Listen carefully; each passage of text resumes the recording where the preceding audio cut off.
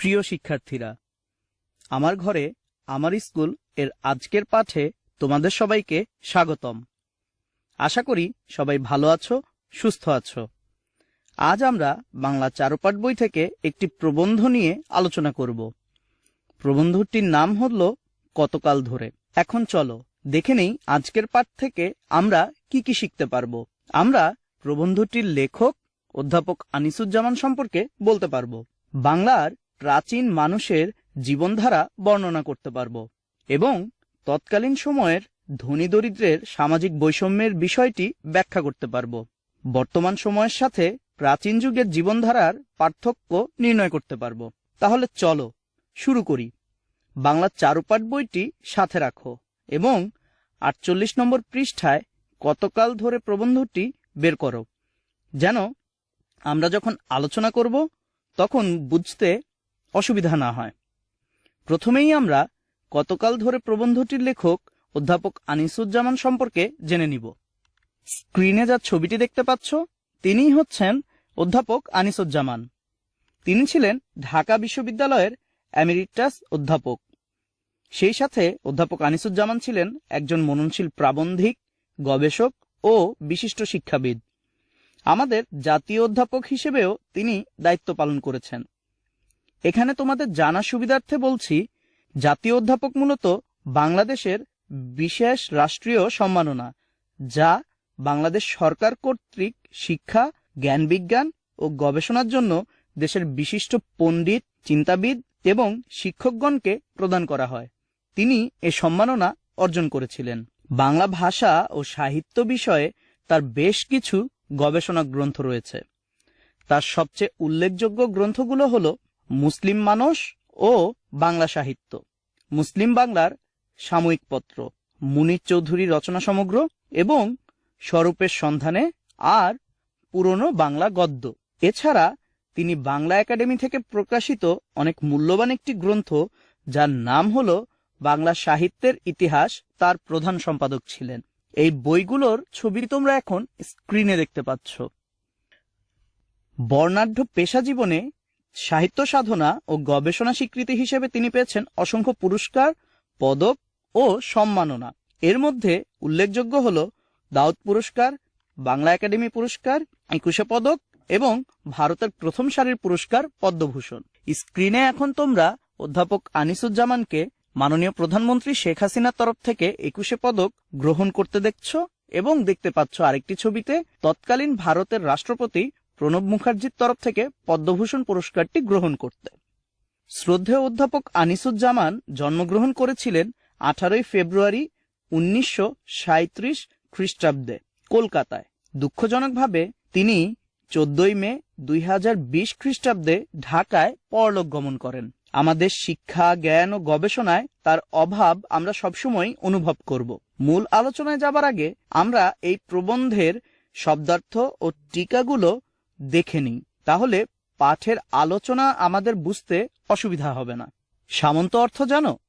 সামন্ত অর্থ হল রাজা বাদশার অধীনে ছোট আরেকজন রাজা, যিনি অনেক ভূমির মালিক কিন্তু রাজা বাদশাদের মতো অত বড় দেশের মালিক হয়ে ওঠেননি, এমন ব্যক্তি। লোকলস্কর অর্থ হল সেনাবাহিনী ও এদের সঙ্গে অন্যান্য লোকজন। গর্দান অর্থ ঘাড় ও গলা সহ পুরো মস্তক বা মাথা। এখানে ঘাড় থেকে মাথাকে সম্পূর্ণ আলাদা করে ফেলার যে প্রাচীন শাস্তি ছিল তার কথা বলা হয়েছে। বদৌলতে অর্থাৎ প্রভাবে বা দয়ায়। ঘোড়াচুর, আমরা তো দেখি যে মাথায় অনেক ধরনের খোপা করা যায়, এটি হলো একটি বিশেষ ধরনের খোপা। সুবর্ণকুণ্ডল, স্ক্রিনে যে ছবিটি দেখতে পাচ্ছ তা সুবর্ণকুণ্ডলের প্রায় কাছাকাছি একটি উদাহরণ। স্বর্ণ দিয়ে তৈরি মোটা চুরির মতো গোলাকার অলঙ্কারকে সুবর্ণকুণ্ডল বলা হয়। তারঙ্গ, তারঙ্গ হলো কানে পরার দুল বা অলঙ্কার। স্ক্রিনে এখন তোমরা তারঙ্গের ছবি দেখতে পাচ্ছ। মাকড়ি, এটিও এক প্রকার দুল। দেখো এখানে মাকড়ির ছবি দেখতে পাচ্ছি আমরা। ডুলি হলো পালকির মতো দেখতে আরো ছোট একটি বাহন, এটিও পালকির মতো কাঁধে করে বহন করে নিয়ে যেতে হয়। স্ক্রিনে এখন আমরা ডুলির ছবি দেখতে পাচ্ছি। পদ্মবৃন্ত, পদ্মবৃন্ত হলো পদ্ম ফুলের বোটা। তাগা, তাগা হচ্ছে বাহুতে পরার এক ধরনের অলংকার। একে মধুলীয় বলা হয়। আবার অনেক ক্ষেত্রে তাবিজ বা তাবিজের সুতোকেও তাগা বলা হয়। স্নান স্নিগ্ধ মানে হলো গোসল সেরে পরিষ্কার ও কোমল হয়ে এসেছে এমন। তিলপল্লব, তিলের নতুন পাতাকে বলা হয় তিলপল্লব। নিরানন্দ, নিরানন্দ অর্থ হলো আনন্দহীন, বিষণ্ণ, অসুখী। শীর্ণ, শীর্ণ মানে হলো কৃশহীন, রোগা। এখন আমরা মূল আলোচনাটি শুরু করব। কতকাল ধরে, লিখেছেন অধ্যাপক আনিসুজ্জামান। বাংলাদেশের ইতিহাস প্রায় 2500 বছরের ইতিহাস, হয়তো আরো বেশি সময়ের। ইতিহাসের সবটা আজও ভালো করে জানা নেই আমাদের। আলো আঁধারির খেলায় অনেক পুরনো কথা ঢাকা পড়ে গেছে। ইতিহাস বলতে শুধু রাজা রাজরাদের কথাই বোঝায় না, বোঝায় সব মানুষের কথা। এককালে এদেশে রাজা রাজরা ছিল না, তখন মানুষের দাম ছিল বেশি। সাধারণ লোকজন নিজেরাই যুক্তি পরামর্শ করে কাজ করত, চাষ করত, ঘর বাঁধত, দেশও চালাতো। তারপর এখন থেকে প্রায় 2300-2400 বছর আগে রাজা এলেন এদেশে। সেই সঙ্গে মন্ত্রী এলেন, সামন্ত মহাসামন্তের দল এলেন। কত লোক লস্কর বহাল করা হলো, কত ব্যবস্থা, কত নিয়ম কানুন যে দেখা দিল। এক কথায় তখন করদান যেত, কেউ বড়লোক হয়ে যেত কারো খুশির বদৌলতে। তখন থেকে ইতিহাসে বড় বড় অক্ষরে রাজাদের নাম লেখা হয়ে গেল, আর প্রজারা রইল পেছনে পড়ে। তবুও এদের কথা কিছু কিছু জানা যায়, পরিচয় পাওয়া যায় এদের জীবনধারার। তোমরা কি জানো, 1000 বছর আগে প্রায় সব পুরুষেরা ধুতি পরত, সব মেয়েরা পরত শাড়ি। শুধু সচ্ছল অবস্থা যাদের, যাদের অর্থ সম্পদ অন্যদের তুলনায় বেশি, তাদের বাড়ির ছেলেরা ধুতির সাথে চাদর পরত, মেয়েরা শাড়ির সাথে ওড়না ব্যবহার করত। ধরে নিতে পারো এটা আসলে তাদের সামাজিক অবস্থানের বহিঃপ্রকাশ। এখনকার মতো কিন্তু তখনও মেয়েরা আঁচল টেনে ঘোমটা দিত। শুধু যারা শাড়ির সাথে ওড়না পরতেন তারা ঘোমটা দিতেন ওড়না দিয়ে। তবে একটা বিষয় কি জানো, তখন ধুতি আর শাড়ি দুই হতো বহরের ছোট। বহর মানে বুঝো? বহর বলতে বোঝায় কাপড়ের প্রস্থের পরিমাপ। সেই ছোট বহরের ধুতি আর শাড়িতে নানা রকম নকশা কাটা হতো। মকমলের কাপড় পরতো শুধু মেয়েরা। তখন কিন্তু নানা রকম সূক্ষ্ম পাটের ও সুতোর কাপড়ের চল ছিল। এ তো গেল কাপড়ের কথা। তোমরা কি জানো, সাধারণ লোকেরা তখন জুতো পরতে পারত না। শুধু যারা যোদ্ধা, পাহারাদার, তারাই জুতো ব্যবহার করত। সাধারণ মানুষ পরত কাঠের তৈরি খড়ম। স্ক্রিনে যে ছবি দেখতে পাচ্ছ তাই হচ্ছে খড়ম। তখনও কিন্তু ছাতা লাঠির ব্যবহার ছিল। সাজসজ্জার দিকে প্রাচীন বাঙালির বেশ ঝোঁক ছিল। চুলের বাহার তাদের ছিল দেখবার মতো। ছেলেরা বাবরি রাখত, মানে বড় চুল রাখত কাঁধ পর্যন্ত, না হয় মাথার ওপর চূড়ো করে বাঁধত চুল। এখন তোমরা স্ক্রিনে বাবরি আর চূড়ো করে বাঁধা চুলের ছবি দেখতে পাচ্ছ। মেয়েরা নিচু করে খোপা বাঁধত, নয়তো উঁচু করে বাঁধত ঘোড়া চুর। তারাও কপালে টিপ দিত, পায়ে দিত আলতা, চোখে দিত কাজল, আর খোপায় থাকত সুগন্ধি ফুল। আজকের মতো এত বড় বড় বিজ্ঞাপনের প্রসাধনী না থাকলেও তখন হাতে তৈরি ঘরোয়া কিছু প্রসাধনী তারা ঠিকই ব্যবহার করত। স্ক্রিনে এখন আমরা আলতা দেয়া পায়ের ছবি দেখতে পাচ্ছি। একটা বিষয় জানলে তোমরা অবাক হবে, তখন মেয়েরা তো বটেই, এমনকি সে যুগের ছেলেরাও অলংকার ব্যবহার করত। তবে সেই অলংকারগুলো অবশ্যই মেয়েদের মতো হতো না। এখন আমরা প্রাচীন যুগের এই অলংকারগুলো সম্পর্কে জেনে নিব। যেমন শুধু বড়লোকেরা অর্থাৎ অবস্থা সম্পন্ন পরিবারের মানুষেরাই স্বর্ণের অলংকার পরতে পারত। তাদের বাড়ির ছেলেরাও সুবর্ণ কুণ্ডল পরত। মেয়েরা কানে দিত তারঙ্গ, হাতে বাহুতে গলায় মাথায় সর্বত্রই সোনা মণি মুক্তা শোভা পেত তাদের মেয়েদের। সে সময় স্বর্ণ মণি মুক্তা আমাদের এই অঞ্চলে ছিল প্রচুর পরিমাণে। দাম বেশি বলে শুধু ধনী পরিবারের মেয়েরাই তা ব্যবহার করতে পারত, আর সাধারণ পরিবারের মেয়েরা তারা পরত শাখা আর কানে দিত কচি কলাপাতার মাকড়ি। তাদের গলায় থাকত ফুলের মালা। স্ক্রিনে এখন আমরা শাখা আর ফুলের মালার ছবি দেখতে পাচ্ছি। আজকের যুগেও কিন্তু শাখা ফুলের মালার ব্যবহার হরহামেশাই ঘটছে। এখন চলো আমরা সে যুগের মানুষের খাদ্যাভ্যাস জেনে নিই। ভাত বাঙালির বহুকালের প্রিয় খাদ্য। সরু সাদা চাল অর্থাৎ চিকন সাদা চালের গরম ভাতের কদর ছিল সবচাইতে বেশি। পুরনো যে সকল সাহিত্য আমরা পেয়েছি সেখানে ভালো খাবারের নমুনা হিসেবে যে তালিকা দেওয়া হয়েছে তা জানলে সত্যিই অবাক হবে। কলাপাতায় পরিবেশিত সেই খাবারের মাঝে থাকত গরম ভাত, গাওয়া ঘি, মৌরলা মাছ, নালিতা শাক, আরও থাকত খানিকটা দুধ। মাছ আমাদের সবসময় প্রিয় ছিল, বিশেষ করে ইলিশ মাছ। দক্ষিণাঞ্চলে শুটকির চল ছিল সেকালেও। ছাগলের মাংস সবাই খেত।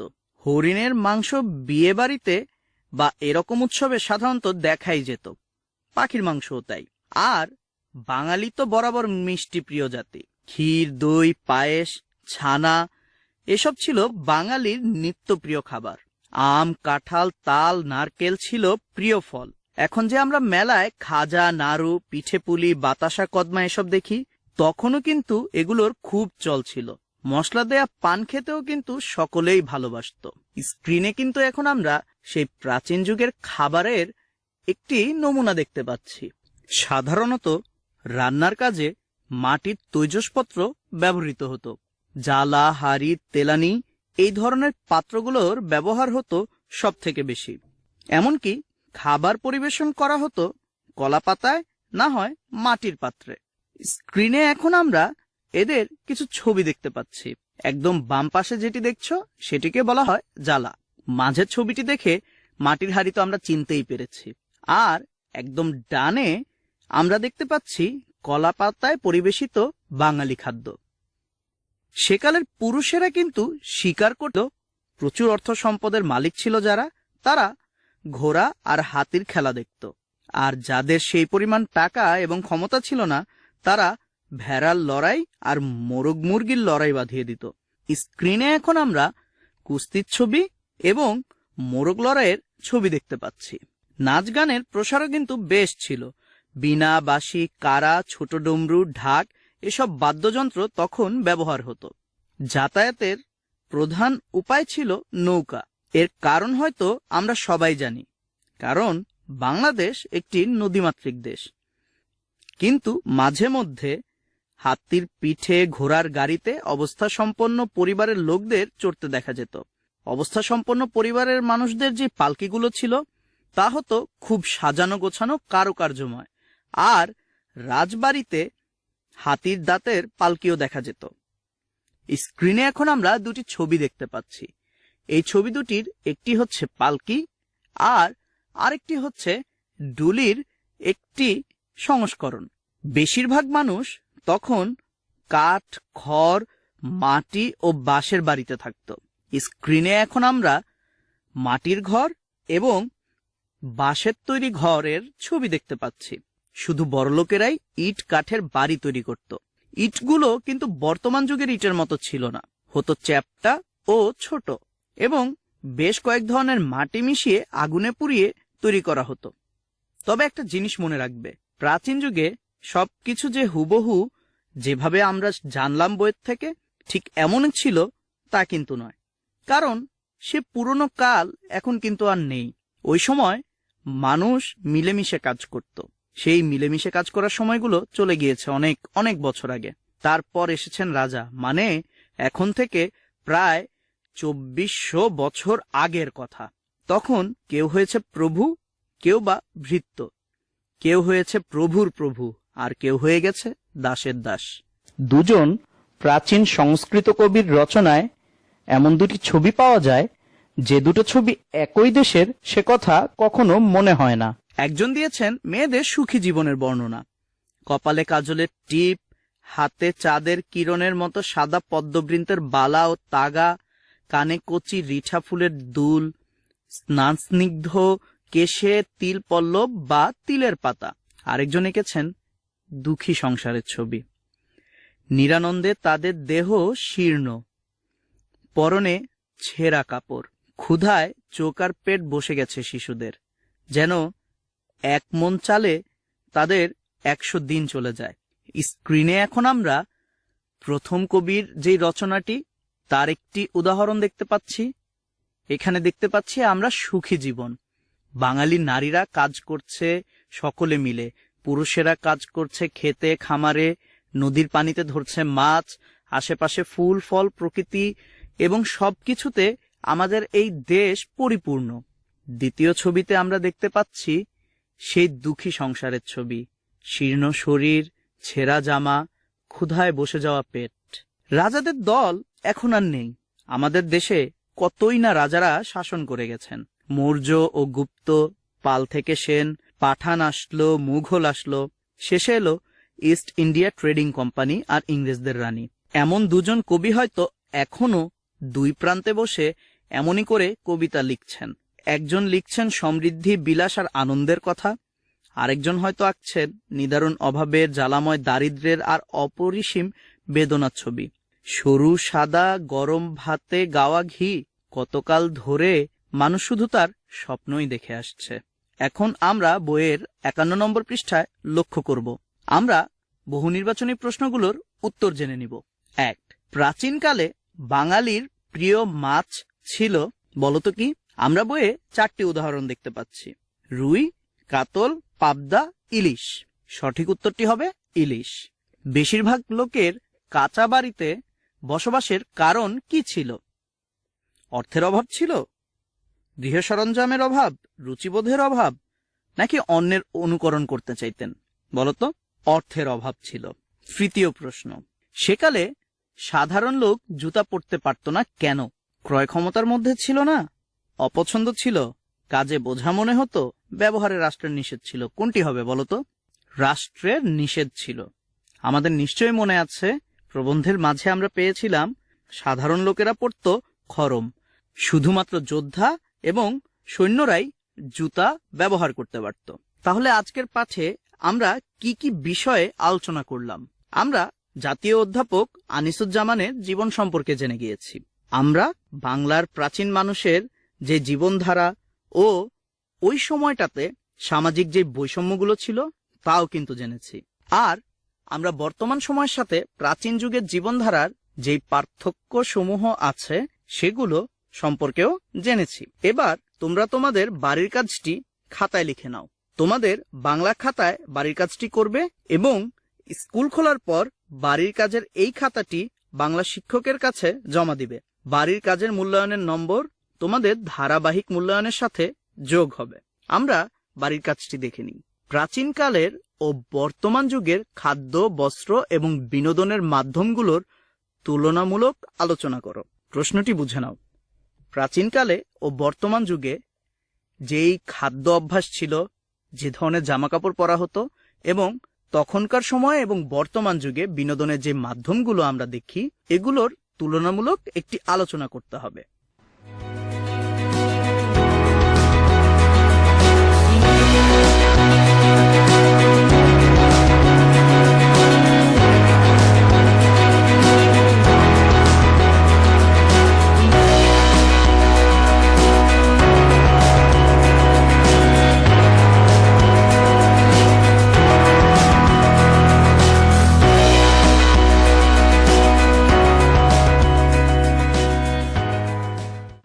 তাহলে আজকের মতো এখানেই শেষ করছি। তোমরা ভালো থেকো, সুস্থ থেকো। সরকারি নির্দেশনা মেনে ঘরে অবস্থান করো।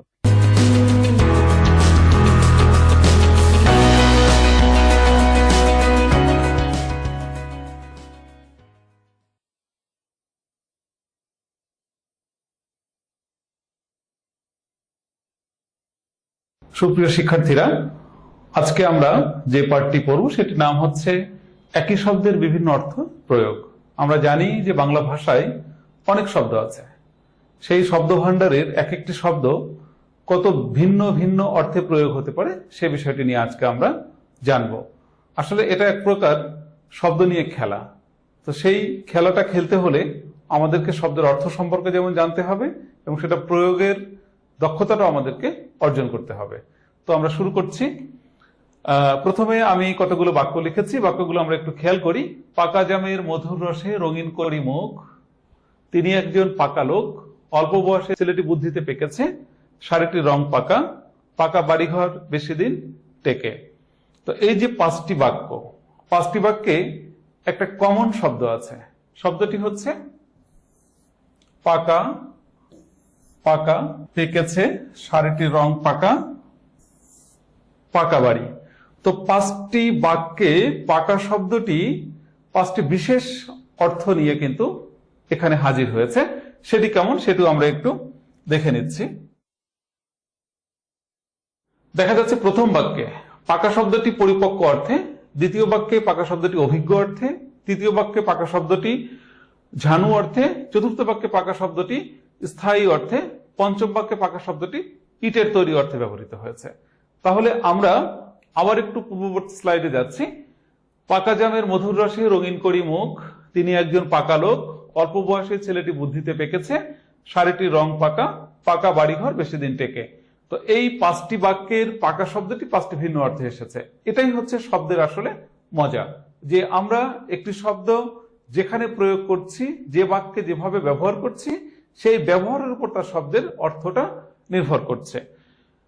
তাহলে দেখা যাচ্ছে যে আলাদা ভাবে শব্দের কোনো একটা অর্থ থাকলে অন্য শব্দের পরে বসলে অর্থের ভিন্নতা এসে যায়। ভাষার রহস্যের কোনো শেষ নাই। ভাষার চলমানতা বলা হচ্ছে যে এটা সুপ্রাচীন কাল থেকে এটা চলছে। যবে থেকে ভাষা সৃষ্টি হয়েছে সেটা চলছে প্রতিনিয়ত এবং এটা পরিবর্তিত হচ্ছে।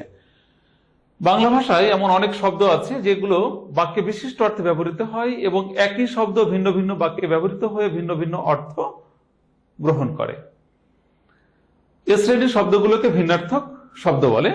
যেমনটি কাপড়টির রং কাঁচা, কাঁচা আম খেতে টক। তো এক্ষেত্রে আমরা দুটো বাক্যে কাঁচা শব্দটি দুইবার প্রয়োগ করেছি। কি হচ্ছে, এক্ষেত্রে কাঁচা শব্দটি ভিন্ন দুটি বাক্যে যথাক্রমে অস্থায়ী এবং অপক্ক অর্থে ব্যবহৃত হয়েছে।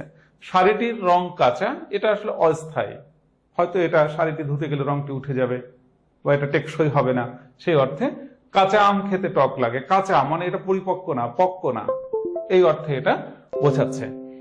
ভাষা শ্রীবৃদ্ধি ও অর্থের বিস্তারের ভিন্নার্থক শব্দ ব্যবহারের প্রয়োজনীয়তা অনস্বীকার্য।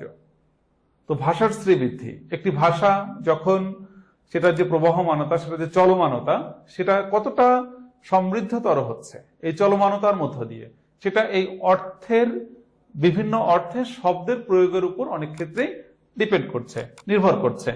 আবিধানিক অর্থের বাইরে পদের এ ধরনের বিশিষ্টার্থক প্রয়োগ অর্থের ক্ষেত্রে নানা ধরনের ব্যঞ্জনা সৃষ্টি করে।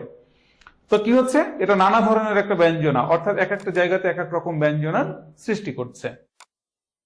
একই শব্দের বিভিন্ন অর্থে প্রয়োগ আমরা এখন একটু দেখব যে একটা শব্দ কত ভিন্ন ভিন্ন অর্থে প্রয়োগ হতে পারে। প্রথমে আমরা যে শব্দটা বেছে নিয়েছি সেটা হচ্ছে অঙ্ক। তো আমরা দেখছি অঙ্ক গণিত একটা বিষয়, সাবজেক্ট, সেই হিসেবে যুথি অঙ্কে কাঁচা, সেই অঙ্ক বিষয়ে, গণিত বিষয়ে সে কাঁচা। অঙ্ক নাটকের অঙ্ক, মঞ্চ নাটকের বিভিন্ন অঙ্ক বিভেদ থাকে, পঞ্চাঙ্ক, 3 অঙ্ক। তো এখানে আমরা দেখতে পাচ্ছি নাটকের অংশ বিশেষ, নাটকটি 5 অঙ্কে সমাপ্ত। অঙ্ক মানে রেখা, অঙ্কপাত করে সাদা খাতাটি নষ্ট করো না। আমরা অনেক সময় ছোট ছেলে মেয়েদেরকে আমরা এই কথাগুলো বলে থাকি যে সাদা খাতায় কোনো অঙ্কপাত করো না, মানে কোনো রেখা টেনো না। অঙ্ক হচ্ছে সংখ্যা, টাকার অঙ্ক কত হবে, কত টাকা হবে, সংখ্যা কত হবে, সে বিষয়টি কিন্তু এখানে নির্দেশ করছে। আমরা আরো একটি শব্দ নিয়ে নিচ্ছি, অর্থ। অর্থ হচ্ছে যেভাবে সাধারণ যে অর্থটা আমরা সবচেয়ে আগে বুঝে থাকি, টাকা করি। টাকা করি অর্থে অর্থই অনর্থের মূল। উদ্দেশ্য অর্থে আমার কাছে আসার অর্থ কি, তুমি কেন আমার কাছে এসেছো, সেই অর্থে আমরা অর্থ শব্দটা প্রয়োগ করছি। অর্থ হচ্ছে অর্থ উপার্জনের সহায়ক, পাট বাংলাদেশের অর্থকরী ফসল। অর্থাৎ কি, পাট বাংলাদেশের অর্থকরী ফসল। পাট বিক্রি করে, উৎপাদন করে, পাট বিক্রি করে আমরা প্রচুর অর্থ করি, রোজগার করতে পারি। আরেকটা শব্দ আমরা নিয়েছি উঠা। উঠা হচ্ছে উদিত হওয়া। কি বলেছি, পূর্ব দিগন্তে সূর্য উঠেছে রক্তলাল রক্তলাল। তো এখানে সূর্য ওঠা অর্থে এই বাক্যে ব্যবহৃত হলো। উঠা হচ্ছে জাগা, ঘুম থেকে উঠে হাত মুখ ধুয়ে নাও, এটা ওঠা অর্থে। আচ্ছা, জাগা অর্থে। উঠা শব্দটি এখানে আরোহণ অর্থে কি হচ্ছে, পর্বত শৃঙ্গে ওঠা খুবই কষ্টকর। তাহলে আমরা কি দেখছি যে উঠা শব্দটি এখানে তিনটা ভিন্ন ভিন্ন বাক্যে তিনটা ভিন্ন ভিন্ন অর্থে ব্যবহৃত হয়েছে। আরো একটা শব্দ আমরা দেখে নিচ্ছি, কথা। কথা হচ্ছে অঙ্গীকার। কি হচ্ছে? কথা দিয়ে কখনো কথা ভঙ্গ করো না। কথা হচ্ছে উপদেশ, উপদেশ অর্থে। জ্ঞানীগুণীর কথা সকলের মেনে চলা উচিত। অনুরোধ অর্থে কথা, আমার পক্ষে তোমার কথা রাখা সম্ভব নয়। তুমি যে কথা বলছো, তুমি যে অনুরোধ করছো, সেটা হয়তো আমার পক্ষে রাখা সম্ভব নয়।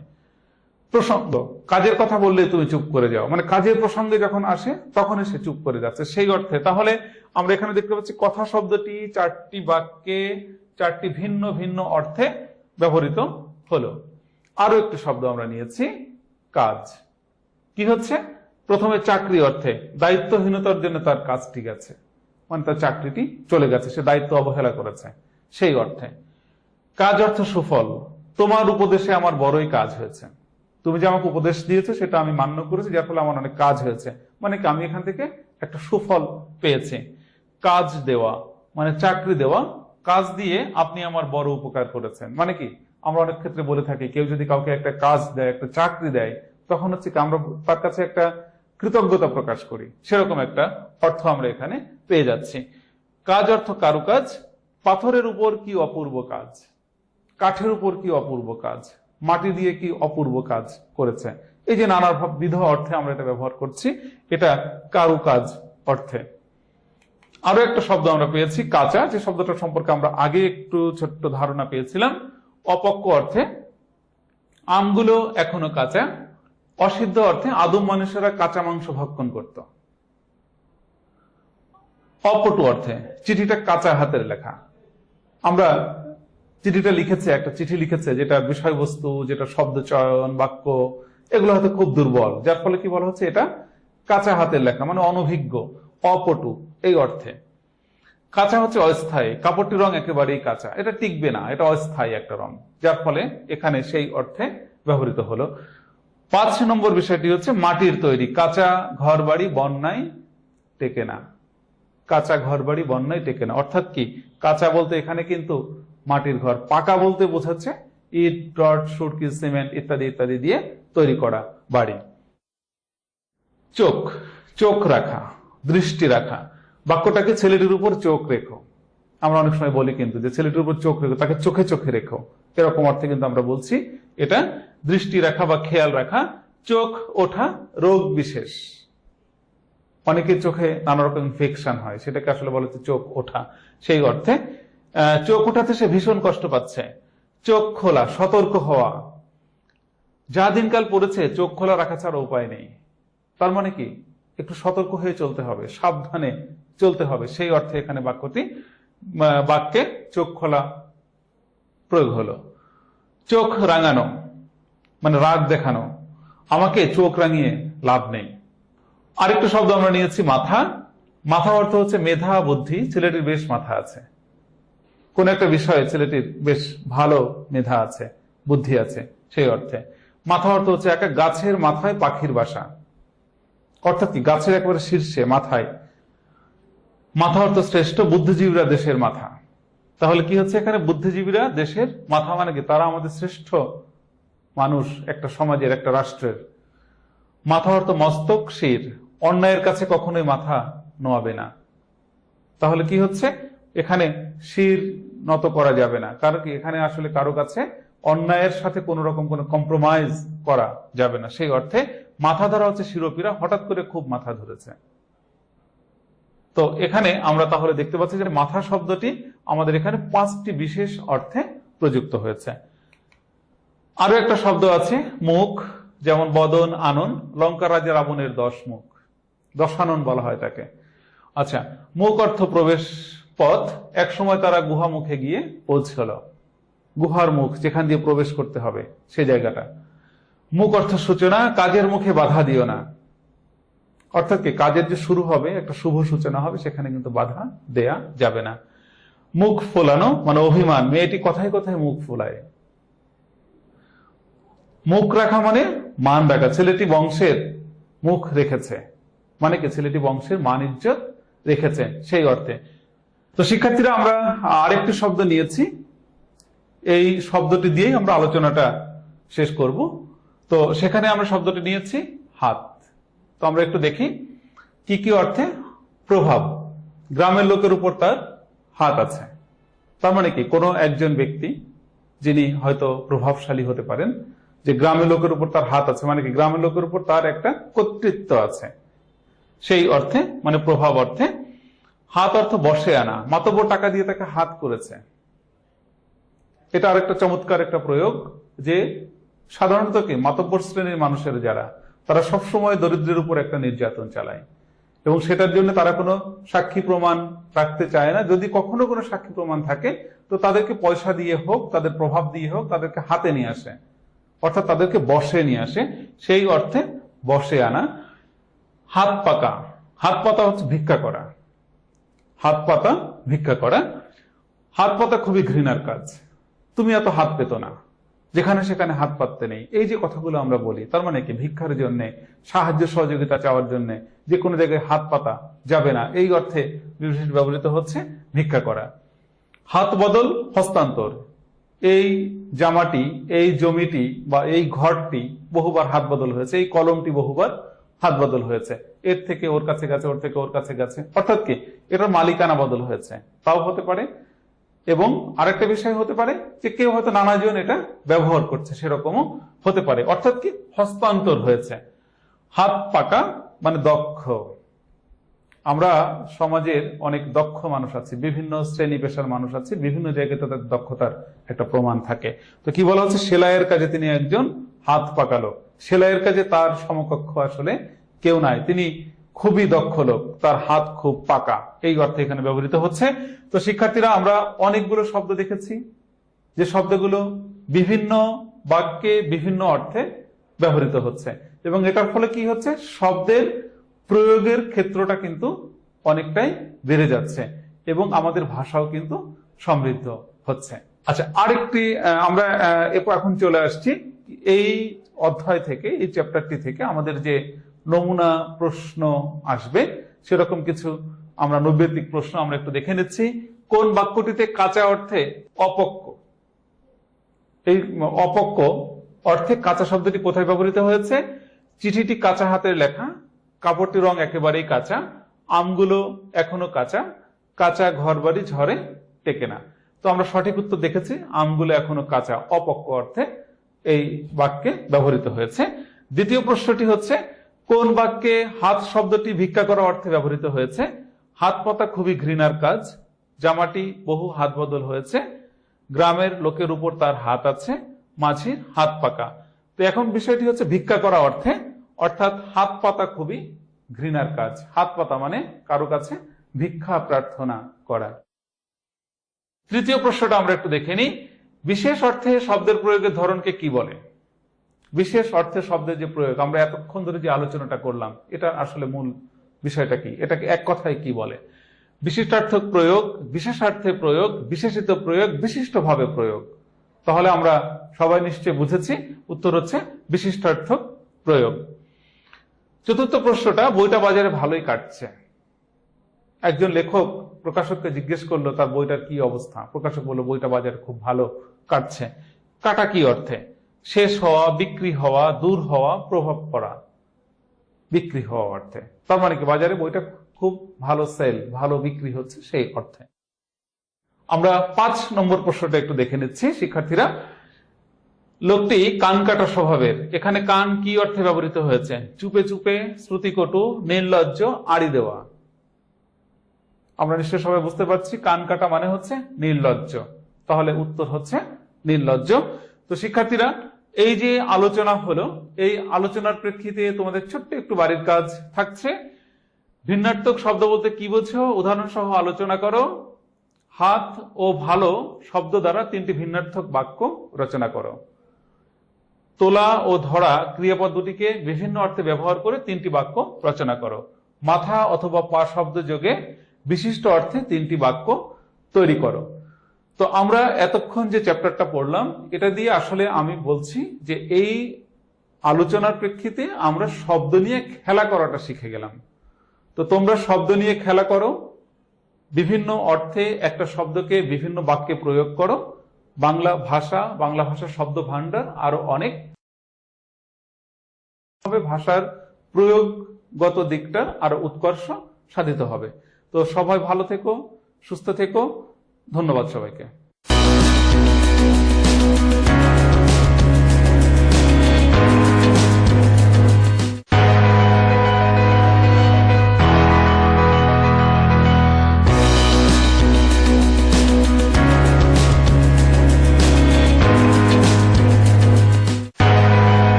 Hello dear students, how are you all?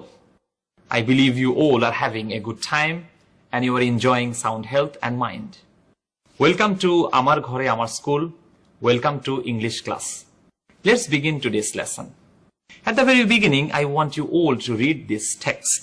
Suppose you are a student of class 9 in Kolarwa High School, Satkhira. Your father is a farmer who cannot bear the expenses of your education properly. Now you need a financial assistance from your school. How can you apply for that? What is the procedure? What do you think how you should proceed? Should you go to the principal's room? Should you go to the head teacher's room and straight away tell him what you need? I don't think so. There is, of course, a very formal way of expressing this need. What do you think? Yes, you are right. You should write an application to the head teacher of your school. And only then you can express your need in a very formal way. So, what we are going to learn today? Our today's lesson is formal letters. In today's class, we are going to learn how to write formal letters. What are the characteristics of formal letters? And at the end, we should be able to write formal letters on our own. So without much delay, let us begin today's class. Dear students, at the very beginning, let us have a look at a letter, which is very special. It is not an informal letter that you write to your friend. Neither it is a very formal letter that a student writes to his principal or to his headmaster. This is in fact a semi-formal letter. Let's see. It is a letter where a student who lives in a hostel is writing a letter to his father, asking some money for some special needs. Let us see how this boy is writing this letter. First of all, there is the address of the hostel and there is date. Very important. There has to be address and date. And then he started in this way. Dear father, at first take my salam, a greeting. I am very glad to receive your letter and felt deeply that you are so much anxious about me. I am doing well by the endless mercy of God, and I hope this letter will find you hale and hearty. Usually at the very beginning of this kind of letters, we talk something informal. We do not begin the main topic of the letter. We usually start it in the second paragraph. See how he wrote? Well, you will be delighted to know that in the class tests, I have got very good marks. I'm sure that I will be able to do well in the terminal exam too. Before the exam, I need to buy some pens, pencils, a geometry box and a pencil box. Moreover, I want to buy an English grammar book for better preparation. So I require a sum amount of 800 taka. I hope you would kindly send me the requisite amount of money as soon as possible. So this boy is being a little bit formal because father is someone very respectable. Although it is not a very formal relationship, but at the same time in our culture, we are not very friendly with our fathers. So in this letter, this boy is formal. So this is not an informal letter, neither it is a formal one, it is a semi-formal one. So we should learn how to write it. At the end, I hope mother is well and my brother is doing fine. Convey my regards to mother and love to the youngest one. And lastly, yours, Shubho. So this is a semi-formal letter. Now is the time to learn about real formal letters. Let's begin. Dear students, now let's read a letter of complaint. Suppose you bought something from a shop, but you are not at all satisfied with the quality. What you should do? You can make a letter of complaint. Now let us see how you should formulate this kind of letters. So dear students, let us start our letter of complaint. For better view, I have given the first part of the letter, and then I will show you the second part, and at the very end we will have a look at the complete letter. First of all, we must have the address and date on the top right corner of the letter, and then we should address the person to whom we are writing the letter.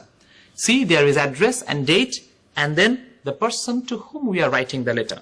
The manager, Quality Leathers, MK Road, Doratana, Jashore. Subject, a complaint letter regarding customer service.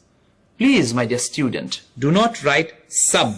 Some of the students write the short form. They write sub. Do not do it. And if you underline the whole subject, it is better because you focus the main idea of the formal letter. Okay, now let us begin. Dear sir or madam, you don't know the manager is a male person or a female person. So you can write in this way, dear sir or madam. I'm writing to complain about a leather jacket which I bought from your store 3 weeks ago. I had tried the jacket on in the shop and checked it carefully before I decided to buy it. When I went to the cash desk, however, the assistant persuaded me to take one which was already packaged and assured me that it was perfect. So what happened? The person who is writing the letter, he tried one jacket, but the person in the cash counter, what he did? He gave him another one which was already packaged. So that one, the person, the writer of the letter, could not try. So he believed them because it was a trustworthy institution. It was a trustworthy shop. So let's see what happens next. This is how the writer of the letter, just we think of a name, Maruf Haider. He is formulating the letter in a very straight-cut way. He didn't start the letter with greetings. So in formal letters, you should remember no greetings at all. When I reached home and tried the jacket on, I found a large rip under the side pocket. Large rip. As you will realize, I was extremely upset to discover this. The jacket was very expensive, and I only bought it from you because of your reputation for quality. In fact, I always recommended your shop to my friends in the past.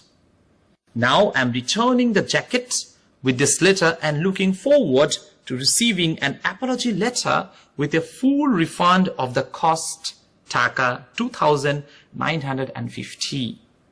I look forward to hearing from you as soon as possible. Yours sincerely, Maruf Haider. So we can see that this is a formal letter. And this person, Sam Maruf Haider, he is extremely upset of the situation. And what he did, he wrote about the situation. He wrote that he was extremely upset because he trusted them. In the past, he recommended their shop. Probably in future, he may not. So he wrote in a very strict language that he wanted an apology letter. A letter that will explain the situation. A letter which will say sorry to the customer. And he didn't want a replacement of the jacket. Instead, he wanted a full refund. So this is a very writing formal letters. And this is in fact a semi-blocked style.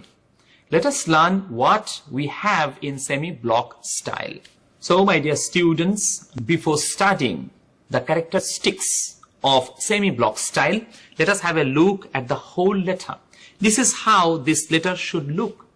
And you can see that on the top right corner, there is the address and date. And also, in this way, we have some left indent. So, let us learn about the characteristics of semi-block style. In semi-block style, the writer's address and date should be on the top right corner. The recipient's designation and official address on the left side, but 2 spaces below the date in number 1. So remember the spacings. There should be spaces. Third one, salutation. You can say dear sir. You can say dear. And of course, there should be the body of the letter where you express the whole situation, where you express the whole idea. And then you have the subscription. That is the end part where you write yours truly or yours sincerely. And lastly, there should be the signature. And everything is left aligned. There is nothing on the right corner of the page. Let me read. First of all, we have the address, Ocean Building, 20 Lake Circus Road, Dhaka 1000. And then the date.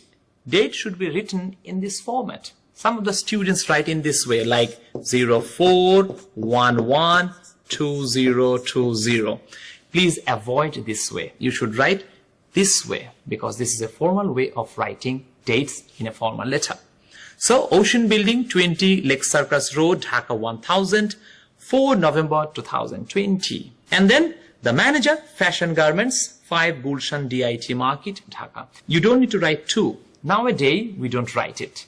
Just write the manager, Fashion Garments, 5 Gulshan DIT Market, Dhaka. Okay? Now let us begin the letter.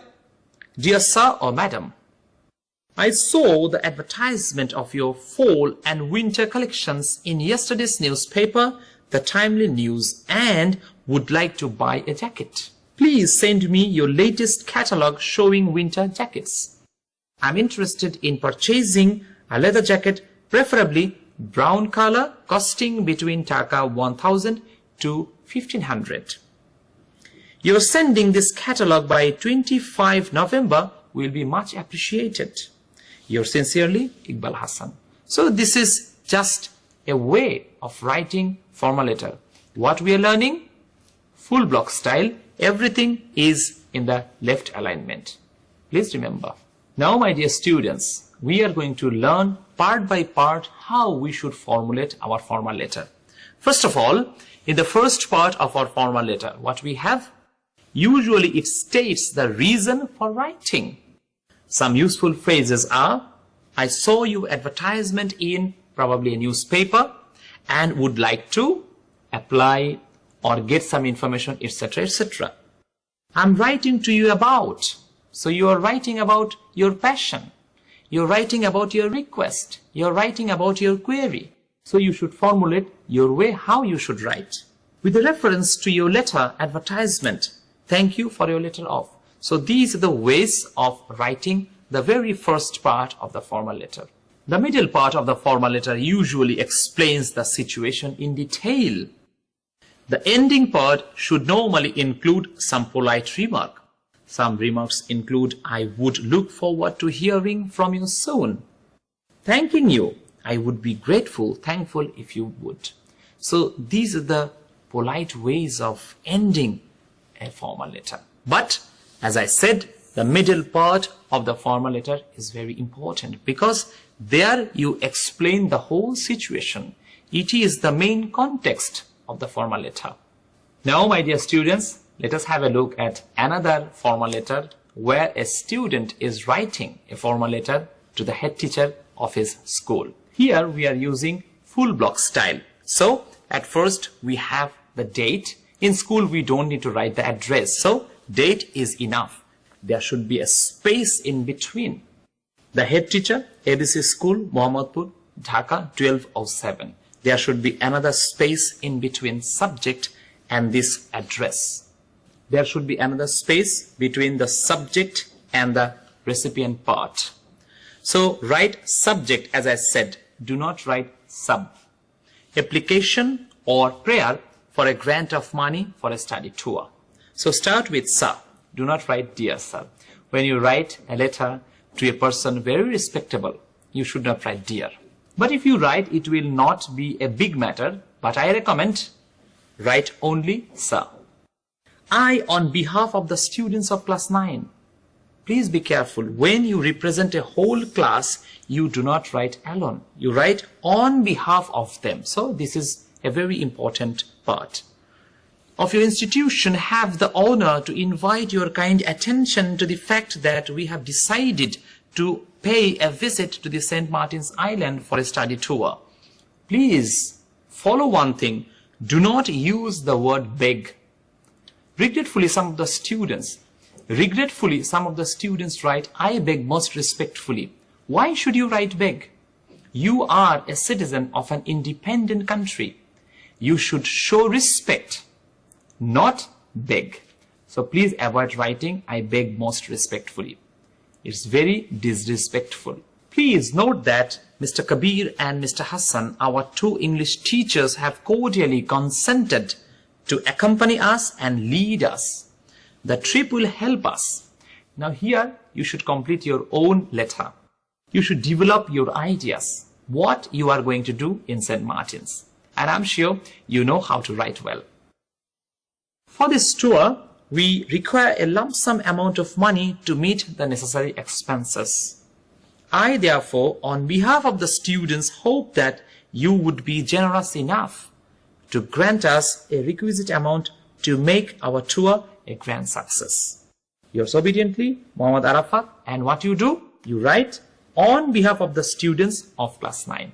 This is very important of this kind of formal letter. Now, dear students, we are going to learn some of the most important features of formal letter. Please have a look very carefully.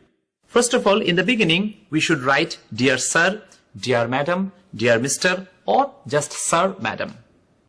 No greeting necessary. Remember, you don't greet in a formal letter. You don't say, how are you? You don't say, hi. Please do not use any greeting. No contraction. Don't use the short forms. You should write I am, did not, I will not, etc. Normally, avoid direct questions. Instead, you should write I would like. But don't write can I have. This is not a formal way of making question in a formal letter. No exclamation marks, please. In a formal letter, we do not express exclamations. Linking words or phrases can be however, consequently, and also. And phrases and vocabulary. Some of the very useful phrases and vocabulary should be with regard to, appliance, the following day, fail to, which means didn't or couldn't, procedure, report the issue. Now you all are able to write your own formal letters. So if you want to get something from your boss, if you want to get something from your employer, from your head teacher, from your principal, in a very polite way, in a very formal way, what you should do? You should write a formal letter. And your letter, your way of writing a formal letter will give you your desired result. So, writing formal letters are very important, especially while seeking for jobs or scholarships, etc. So, very important. So, my dear students, that's all for today's class. Stay well, stay safe, and of course, keep learning English. Thank you all.